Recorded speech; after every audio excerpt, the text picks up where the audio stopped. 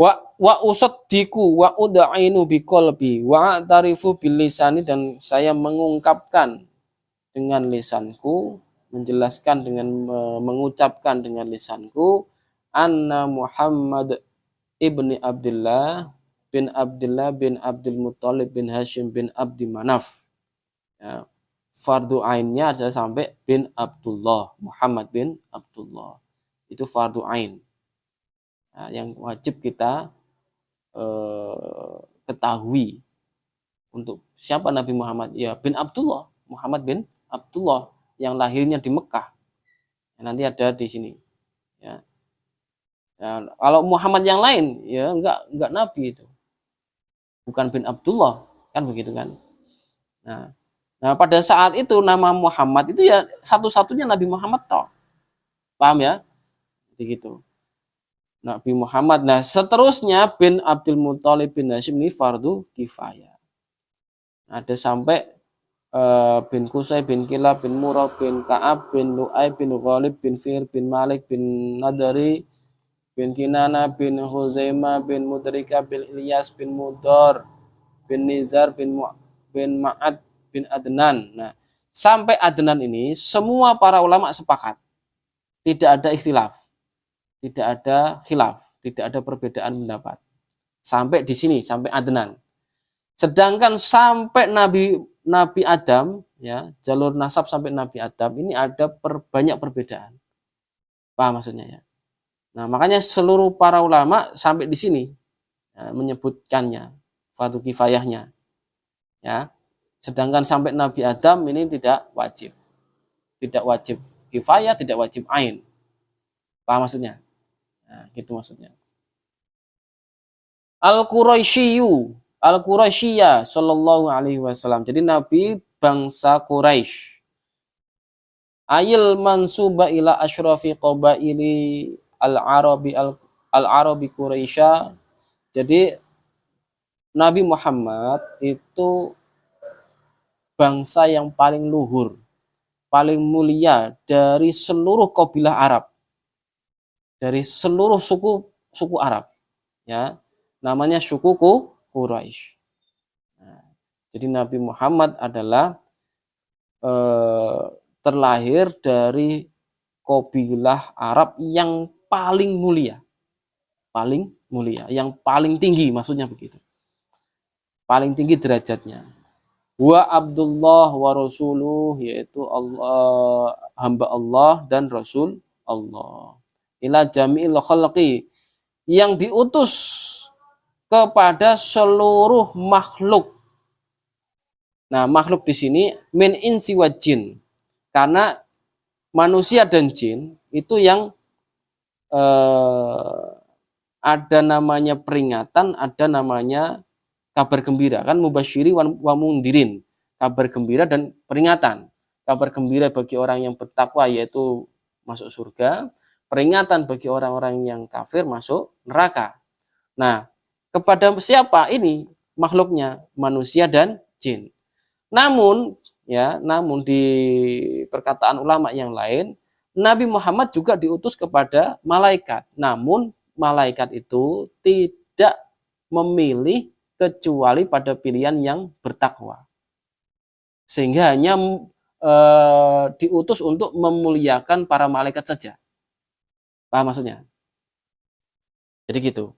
Jadi para ulama menambahi bahwa Nabi Muhammad itu juga diutus kepada malaikat. Karena yang punya akal itu kan malaikat, manusia, dan jin yang punya akal. Tetapi malaikat ini tidak punya pilihan lain kecuali hanya bertakwa kepada Allah. Tidak pernah bermaksiat kepada Allah, tidak pernah. Sudah di-setting, misalnya begitu. Sudah di-set oleh Allah bahwa malaikat ini tidak akan pernah berbuat maksiat. Makanya langit itu tempat kebaikan. Disebut kiblat berdoa. Ya, paham ya? Tidak ada kejelekan di sana, tidak ada. Nah, gitu ya. Jadi itu. Maka Rasulullah itu berbeda dengan nabi yang lain. Nabi yang lain itu diutus untuk satu umatnya saja. satu suku atau satu daerah saja. Ya, seperti itu. Jadi misalnya ya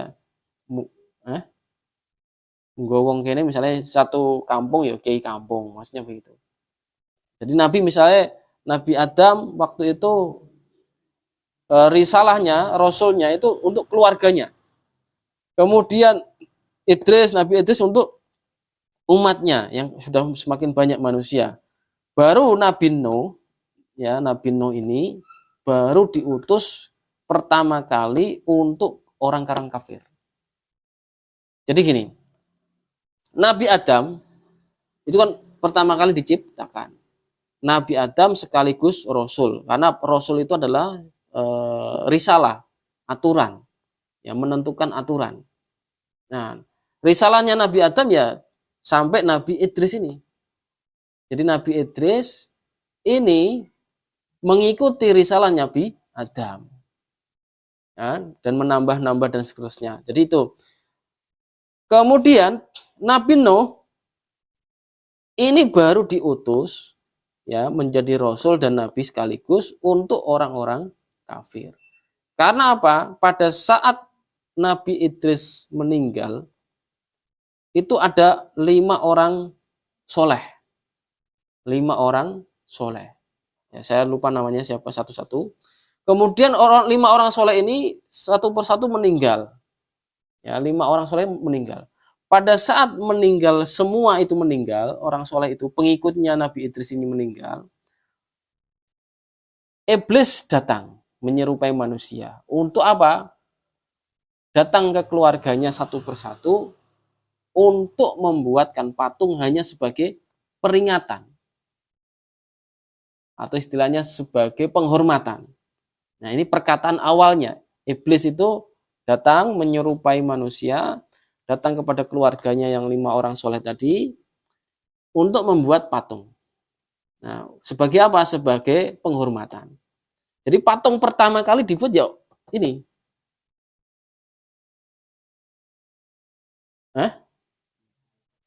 Nah, ya 5 orang soleh. Kemudian keluarga yang pertama ini sudah tiada, sudah wafat semua. Tinggal cicit-cicitnya. Nah, pada saat cicit-cicitnya ini datang lagi, iblis datang lagi dengan mengatakan yang berbeda. Wahai cicit-cicitnya orang itu, patung itu dulunya kakek moyangmu itu menyembah ini. Maka sembahlah. Nah, seperti itu akhirnya. Sehingga apa? Pada saat itulah mulai pada kekufuran. Mereka menyembah berhala pertama kali. Sampai lama 1000 tahun lamanya baru ada Nabi Nuh. Paham maksudnya? Nah, pada masa inilah namanya masa jahiliyah yang pertama. Paham? Jahiliyah yang pertama. Begitu. Jadi itu ceritanya.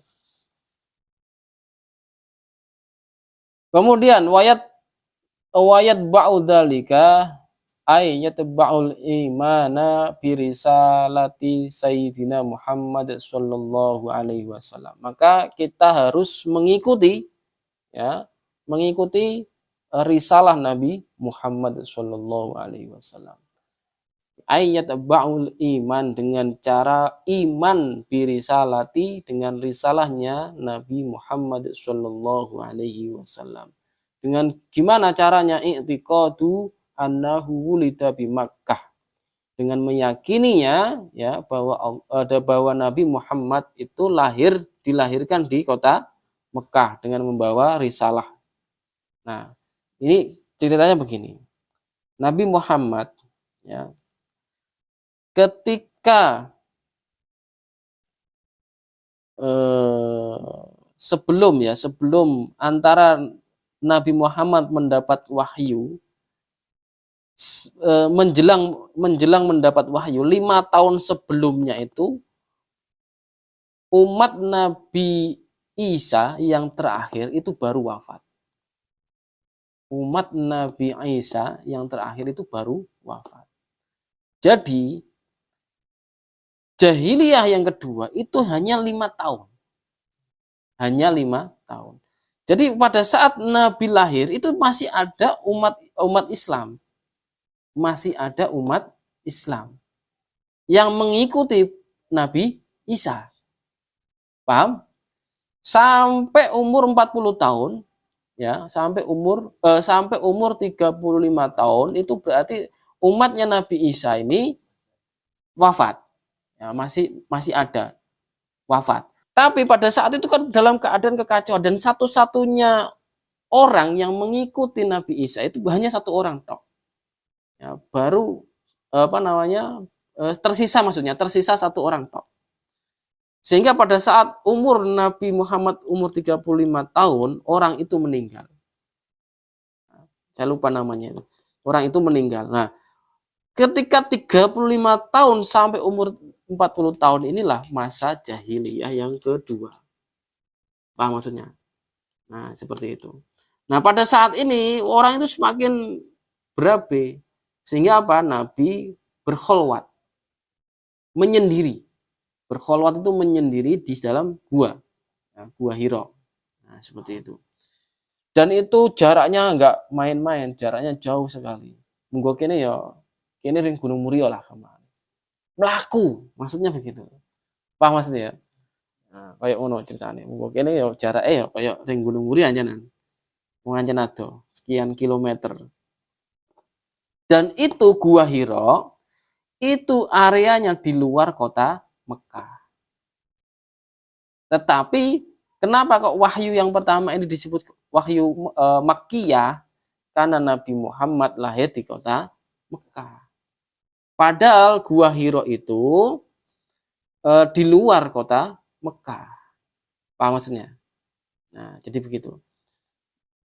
Nah, jadi itu wahyu yang pertama. Dan orang yang pertama kali membenarkan wahyu pertama kali siapa? Siti Khadijah. Siti Khadijah pada saat itu apa? Membenarkan supaya lebih mantap lagi dibawa ke orang bukan pamannya, masih saudaranya, yaitu rahib. Kalau sini namanya pendeta, tapi bukan pendeta, rahib pun. Rahib dengan pendeta lain. Paham ya? Kalau rahib kan ahli kitab. Nah, kalau pendeta kan bukan. Paham maksudnya ya? Nah, ke ahli kitab, maksudnya ke rahib itu ke ahli kitab. Nah, akhirnya apa? Ciri-ciri yang ada pada Rasulullah itu benar-benar nabi yang terakhir. Nah, baru Islam ini disebarkan. Paham maksudnya ya? Jadi gitu.